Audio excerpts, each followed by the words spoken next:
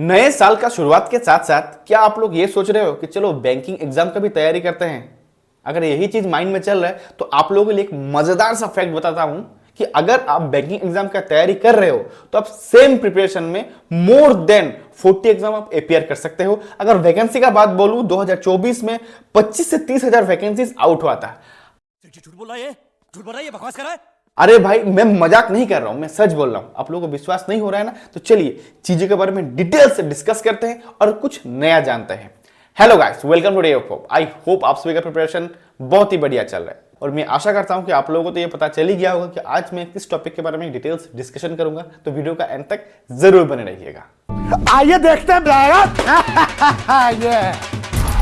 देखिए आज का जो टॉपिक है उसके बारे में तो आप लोगों को पता चल ही गया होगा, लेकिन अगर मैं ब्रीफली बोलूं, अगर आप बैंकिंग एग्जाम का तैयारी कर रहे हो 2025 में कौन से एग्जाम आप अपियर कर सकते हो, इसके बारे में हम लोग बात करेंगे। ये जो वीडियो होगा ये 3 पार्ट में हम लोग चीजों को डिस्कस करेंगे। फर्स्ट, कौन सा एग्जाम, टाइप्स ऑफ एग्जाम कौन सा होगा इसके बारे में बात करेंगे। उनका फेज वाइज कौन सा एग्जाम का कितना फेजेस है, कौन सा एग्जाम का कितना डिफिकल्टी लेवल कैसा है, किस तरीके का आपको प्रिपरेशन करना पड़ेगा, इसके बारे में भी हम लोग बात करेंगे। और थर्ड, जो मोस्ट डिजायरेबल थिंग होता है ना बच्चों का कि सर सैलरी कितना बनेगा ये तो बता दीजिए, तो इसके बारे में भी बात करेंगे। ठीक है, और इसमें और एक मजेदार बात बताऊं, ये है कि यहां पे जो मैं कुछ एग्जाम का बात बोलूंगा, कुछ एग्जाम यहां पे ऐसा है कि वहां पे 8 पे कमीशन का बाद जो र्यूमर चल रहा है कि 1.86 फिटमेंट फैक्टर होगा, ये अगर लागू हो जाए उसका सैलरी मोर देन 1.5 लाख होगा पर मंथ का बात बोल रहा हूं।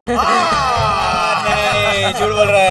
ये कौन सा एग्जाम है अभी तो नहीं बताऊंगा, वीडियो का कंटिन्यू देखिए और एंड तक आपको सब कुछ पता लग जाएगा। ठीक है, अभी देखिए यहां पे आपका 3 सेक्टर है। एक हो गया बैंकिंग सेक्टर, एक हो गया इंश्योरेंस सेक्टर। देखिए banking sector and insurance sector ये दोनों को मैं अलग अलग रखा हूं, और जो रिमेनिंग और जितना भी सेक्टर है, लाइक हो गया एफसीआई हो गया, सीडब्ल्यूसी हो गया, उसके बाद आपका ईपीएफओ हो गया, ईएसआईसी हो गया, ईसीजीसी हो गया, सारा चीजों को एक साथ में रखा हूं। ठीक है, बच्चों का जो सबसे मोस्ट एवेटेड जो एग्जाम होता है वो होता है आरबीआई असिस्टेंट। आरबीआई असिस्टेंट एक होता है और आरबीआई ग्रेड बी।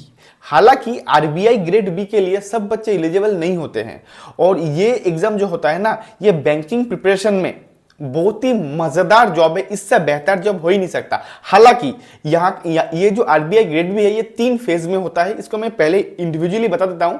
ठीक है, 3 फेज में होता है। पहला जो फेज है वो बैंकिंग पैटर्न का होता है, लेकिन दूसरा जो फेज होता है वो बैंकिंग पैटर्न नहीं होता है, इसीलिए मैं यहाँ पे इंक्लूड नहीं किया हूं। यहाँ पे इंडिविजुअली में वो चीजों को मैं मेंशन किया हूं। ठीक है, अभी देखिए आरबीआई को अगर हटा दे तो बच्चों का जो मोस्ट एवेटेड एग्जाम होता है वो होता है एसबीआई पीओ। एसबीआई पीओ, अब यहां पे देखिए एसबीआई हो, आईबीपीएस हो, आरआरबी हो या आरबीआई हो, ये सारा जो एग्जाम होता है इसको कंडक्ट कौन करवाता है? आईबीपीएस करवाता है। ठीक है, और ये जो एसबीआई, आईबीपीएस और आरआरबी में आपको 3 टाइप का एग्जाम देखने को मिलता है। एक होता है प्रोविजनल ऑफिसर स्केल 1 जो बोलते हैं, दूसरा होता है आपका एसओ स्पेशलिस्ट ऑफिसर। ठीक है, उसके बाद और लेकिन इसमें क्या होगा कि आरआरबी में आपको स्पेशलिस्ट ऑफिसर के साथ साथ आपको स्केल 2 एंड स्केल 3 भी देखने को मिलता है। उसके साथ साथ तीनों एग्जाम में ही क्लर्क, लेकिन नाम अलग अलग होता है। एसबीआई में उसे कहा जाता है जूनियर एसोसिएट, आईबीपीएस में क्लर्क कहा जाता है, और आरआरबी में इस ऑफिस असिस्टेंट कहा जाता है, और जो आरबीआई में असिस्टेंट कहा जाता है। तो ये सारा एग्जाम डिफिकल्टी लेवल के इधर उधर होता है, अदरवाइज प्रिपरेशन एकदम 100% सेम होता है। ठीक है, उसके बाद आता है आपका इंश्योरेंस सेक्टर। इंश्योरेंस में क्या होता है, सबसे जो बच्चों का जो फेवरेट है वो होता है एलआईसी। बिकॉज एलआईसी में क्या होता है कि नोटिफिकेशन में वैकेंसी जो आउट होता है ना वो बहुत ज्यादा होता है, वो स्पेशली इन असिस्टेंट। ठीक है, लेकिन डब्ल्यू जो होता है ये बच्चों का मोस्ट एवेटेड होता है, हालांकि इसमें वैकेंसीज बहुत ही कमती आता है। इसके बाद एनआईसीएल, एओ, एनआईसीएल में एओ होता है, एलआईसी में डब्ल्यू होता है। ठीक है, यूआईआईसी में भी एओ होता है, एनआईसीएल में भी एओ होता है, और ये चारों सेक्टर्स है। इसमें क्या होता है कि एओ के साथ साथ आपका क्या होता है, असिस्टेंट का भी नोटिफिकेशन आउट होता है। देखिए एलआईसी में उसके साथ एक एडिशनल पोस्ट निकलता है जो होता है एडीओ। ठीक है। तो इसके बारे में उतना बात नहीं करेंगे। अल्टीमेटली ये भी बच्चों को उतना ज्यादा पसंद होता नहीं है एडीओ का जॉब, क्योंकि ये थोड़ा सा अलग टाइप का जॉब होता है, ठीक है। अभी इंश्योरेंस और बैंकिंग सेक्टर में थोड़ा सा डिफरेंसेस क्या होता है, एग्जाम पैटर्न 100% सेम, आपका जो सिलेबस है सब कुछ सेम। एडिशनली यहां पे क्या होता है, इंश्योरेंस का एक पार्ट आता है, बस आपको एडिशनली इंश्योरेंस का एक पार्ट आता है, उसे आप स्टडी करना होता है। उसके बाद आता है रिमेनिंग अदर सेक्टर, जो कि सीडब्ल्यूसी हो गया, ईएसआईसी हो गया, एफसीआई हो गया, ईसीजीसी हो गया। यहां पे मैं कुछ इंक्लूड करना भूल गया हूं, सेबी का आता है, ठीक है, सेबी का आता है, नाबार्ड का भी आता है, ठीक है। अभी देखिए सीडब्ल्यूसी का जो है एक होता है मैनेजमेंट ट्रेनिंग, जो रिसेंटली इसका नोटिफिकेशन भी आउट हुआ है। असिस्टेंट मैनेजर जनरल, एग्जीक्यूटिव जो जेटीए बोला जाता है, एग्जीक्यूटिव टेक्निकल है, ठीक है, और असिस्टेंट मैनेजर फाइनेंस। अभी देखिए यहां पे जो एग्जाम होगा इसमें थोड़ा सा चेंजेस क्या होता है कि आपका जो बाकी चीजें है, आपका जो कॉमन चीज है वो आपका टोटली बैंकिंग पैटर्न का ही होता है। कॉमन चीजों में जो आता है आपका क्वांट होता है, रीजनिंग होता है, इंग्लिश होता है, उसके साथ जनरल अवेयरनेस होता है। इसके साथ साथ क्या होता है, आप जो स्पेसिफिक फील्ड के लिए अप्लाई किए उसका एक अलग सा चैप्टर होगा, उसका अलग सा सेक्शन होगा जो कट ऑफ में काउंट होगा, जो इंपॉर्टेंट पार्ट होता है। यही है, other remaining things are totally same, ठीक है। सिर्फ चीजें इसी में खत्म नहीं होता है, इसके साथ साथ आप IDBI executive and PO, south Indian bank, Canada bank, bank of Baroda, Karnataka bank, PNB, national housing finance bank, ये सारा जो चीजें हैं ये लोग क्या करते हैं ना कि अपना इंडिविजुअली एग्जाम कंडक्ट करवाते हैं। अभी देखिए ये सारा एग्जाम जो है इनका सिलेबस ऑलमोस्ट सेम होने का मेन रीजन ये है कि ये सारा जो एग्जाम है, जो इंडिविजुअल एग्जाम्स हो गया, बैंकिंग सेक्टर का हो गया, अदर सेक्टर का हो गया, इंश्योरेंस सेक्टर का हो गया, मेन रीजन ये है कि ये सारा एग्जाम जो कंडक्ट करवाता है वो होता है सेम बॉडी, वो होता है आईबीपीएस, इसीलिए, ठीक है। तो ये चीजें तो आई थिंक आप लोगों को समझ में आ गया। तो अभी मैं आप लोग के लिए सबसे इंटरेस्टिंग जितना भी एग्जाम का बात बोला हूं उसका डिफिकल्टी लेवल कैसा होगा एंड एग्जाम पैटर्न कैसा है, इसके बारे में बात करेंगे। अभी क्या होगा, जितना भी एग्जाम के बारे में मैं बताया हूं इसमें क्या होगा कि तीन टाइप का आपको एग्जाम मिलेगा। कुछ एग्जाम तीन फेजों में होता है, प्री, मेंस प्लस इंटरव्यू। कुछ एग्जाम क्या होगा, 2 फेजेस में होगा, लेकिन 2 फेजेस में होने का भी टाइप अलग है। कुछ एग्जाम में ओनली एग्जाम प्लस इंटरव्यू, कुछ एग्जाम में प्री प्लस मेंस, इंटरव्यू वहां पे नहीं है। अभी कौन सा एग्जाम है चलिए देखते हैं। देखिए आरबीआई ग्रेड बी, ये तो बच्चों का मोस्ट एवेटेड एग्जाम होता है कि नहीं है, लेकिन मैंने बोला ये कि सब बच्चे यहाँ पे एलिजिबल भी नहीं होते हैं और बहुत बच्चे इसको कंपटीशन के मारे, डर के मारे अप्लाई भी नहीं करते हैं। लेकिन अगर आप एलिजिबल हो और देना चाहते हो तो मैं आपको एकदम तहे दिल से बोलूंगा कि आप डेफिनेटली दीजिए। इससे बेहतर जॉब मतलब बैंक अगर आप यही प्रिपरेशन में हो ही नहीं सकता। फैसिलिटीज बोलिए, सैलरीज बोलिए, ईच एंड एवरीथिंग बहुत मस्त है, ठीक है। ये NABARD, ANB, SEBI grade A, grade B, SBI PO, IBPS PO, RRB, FCI manager, LIC ADO, डबलएओ, यूआईआईसी, एनआईसीएल, एनआईसी, ये जितना भी एग्जाम है ये एग्जाम 3 फेजेस में होता है। पहले आपका प्री होगा, ठीक है। प्री इज क्वालिफाइंग नेचर, उसमें क्या होगा, आपका कट ऑफ होगा, ठीक है। उस कट ऑफ का बेसिस पे अगर आप कट ऑफ क्लियर करते हो तो आप मेन से पेयर करोगे, लेकिन प्री का जो मार्क्स होगा वो फाइनल लिस्ट में, जो फाइनल जो आपका जो मार्क्स बनेगा उसमें काउंट नहीं होगा। उसके बाद होगा मेंस, ठीक है। तो मेंस में क्या होता है, मेंस का जो मार्क्स होगा, मेंस का कट ऑफ होगा, आपको कट ऑफ क्लियर करना पड़ता है। उसके बाद आपको एक इंटरव्यू अपेयर करना पड़ेगा, जो फाइनल कट ऑफ बनेगा इसी 2 चीजों को मिलाकर ही आपको बनेगा। तो इसमें क्या होता है, रेशियो किसी में 70+30 होता है, किसी में 80+30 भी 20 होता है, किसी में 85+15 भी होता है। ये एग्जाम टू एग्जाम वेरी करता है। ये रेशियो मींस अगर 100 में अगर आपका स्कोर नॉर्मलाइज किया जाए, मेंस का वेटेज ये होगा, इंटरव्यू का वेटेज ये होगा। ये एग्जाम टू एग्जाम वेरी करता है, ठीक है। बाद आता है ओनली एग्जाम प्लस इंटरव्यू, एक ही एग्जाम होगा उसके बाद इंटरव्यू। लेकिन ये दोनों का जो स्कोर होगा ना, इसका भी स्कोर आपका फाइनल जो मेरिट बनेगा उसमें लिया जाएगा और इसका भी, ये दोनों का ही लिया जाएगा। हालांकि यहाँ पे प्री का स्कोर नहीं लिया जाता है, ठीक है। सीडब्ल्यूसी एमटी, इसमें भी क्या होगा, एक ही एग्जाम होगा, उसके बाद आपका क्या हो जाएगा, इंटरव्यू होगा। असिस्टेंट मैनेजर जनरल का अगर बात करूं सेम, एक ही एग्जाम, उसके बाद आपका क्या होगा, इंटरव्यू। और सीडब्ल्यूसी का असिस्टेंट मैनेजर फाइनेंस का भी अगर बात बोलो सेम चीज है, ठीक है। उसके बाद जितना भी इंडिविजुअल्स एग्जाम आता है, जो मैंने लास्ट पीपीटी में मैं दिखाया था, बीओबी का, पीएनबी का, कनाडा बैंक, आईडीबीआई, ये सारा क्या होता है कि ओनली वन एग्जाम प्लस उसके बाद आपका इंटरव्यू खत्म।